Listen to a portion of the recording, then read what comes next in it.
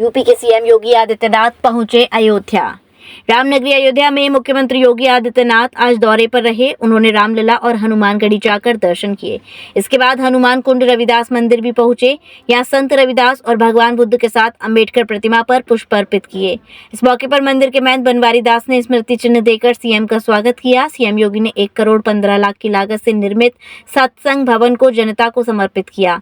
37 जातीय मंदिरों के श्री महंतों से भी मुलाकात की। इस मौके पर सीएम योगी ने अपने उद्बोधन में कहा कि संत रविदास ने चेतना का जागरूक करने का कार्य किया, आडंबर रूढ़िवाद के खिलाफ समाज को जागरूक किया। पीएम नरेंद्र मोदी के विकसित भारत का मतलब कोई जाति भेद नहीं हो, सुरक्षा का माहौल हो। उन्होंने कहा, अयोध्या में जिस भी समुदाय का मंदिर हो, वहां की प्राप्त प्रपोजल के आधार पर कायाकल्प करने का कार्य सरकार करेगी। सपा बसपा का नाम लिए बिना कहा, पिछली सरकारों ने कोई विकास नहीं किया, आज अयोध्या का विकास हुआ है। देश दुनिया के लोग अयोध्या आना चाहते हैं, देखना चाहते हैं। सरकार की प्राथमिकता सभी को जोड़कर आगे बढ़ाने की है। यह अयोध्या जो नई अयोध्या के रूप में आज आई है, राम जी की पेड़ी हो या सरयू मैया के घाट को नए रूप में आज जो देखने का अवसर हमें प्राप्त हो रहा है, यहां पर दीपोत्सव का कार्यक्रम हो या राम नवमी का भव्य आयोजन, यहां पर हनुमत जयंती का कार्यक्रम हो या विभिन्न पर्व और त्योहारों के समय में अयोध्या की देखी जा रही रौनक, जो इसे तीनों लोकों में एक न्यारी के रूप में, प्रथम पुरी के रूप में इसके गौरव को कई गुना बढ़ाने का काम कर रहा है। यह तब हुआ है जब पूरा भारत एक स्वर में, एक दृष्टि से अपने धामों को भव्य स्वरूप देने के लिए उत्सुक दिखाई दिया है। बहनों और भाइयों, आज उसी श्रृंखला का हिस्सा है सदगुरु रविदास जी महाराज के इस अयोध्या धाम के मंदिर के इस सभागार के लोकार्पण कार्यक्रम के लिए।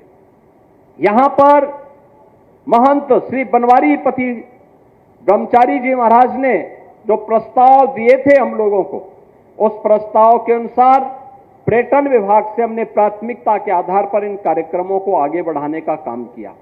और हम लोगों ने यह भी कह रखा है, यहां जितने भी ऐसे मंदिर होंगे, चाहे वह रजक समाज से जुड़ा हुआ हो, पासी समाज से जुड़ा हुआ हो, या वाल्मीकि समुदाय से जुड़ा हुआ हो, या जिस भी समुदाय का कोई देव मंदिर यहां पर बने हैं, इन सब ने एक नई प्रेरणा दी है। इन संतों ने प्रेरणा दी है।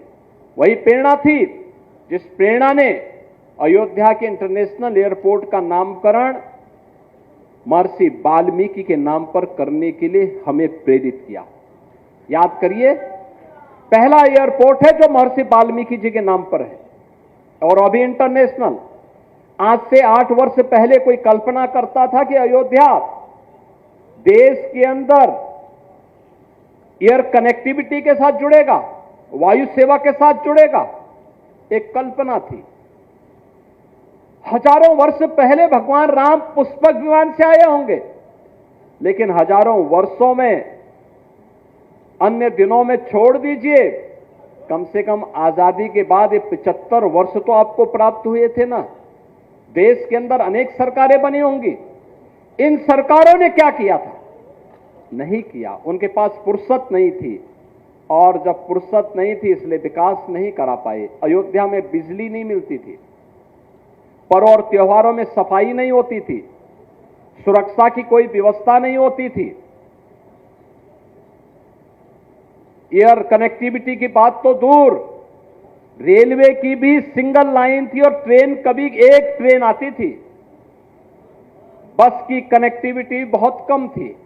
अयोध्या आने का मतलब लोग पूछते थे कि अयोध्या कहां है, कैसे जाना है। और आज देश को और दुनिया को अयोध्या का पता पूछने की आवश्यकता नहीं होती है। देश की भी और दुनिया की सबकी निगाहें अयोध्या की तरफ लगती हैं। जेवी हेल्थ केयर अब ब्रजवासियों के लिए लेकर आया है हर प्रकार के चिकित्सकीय सुविधाएं, वो भी एक छत के ही नीचे।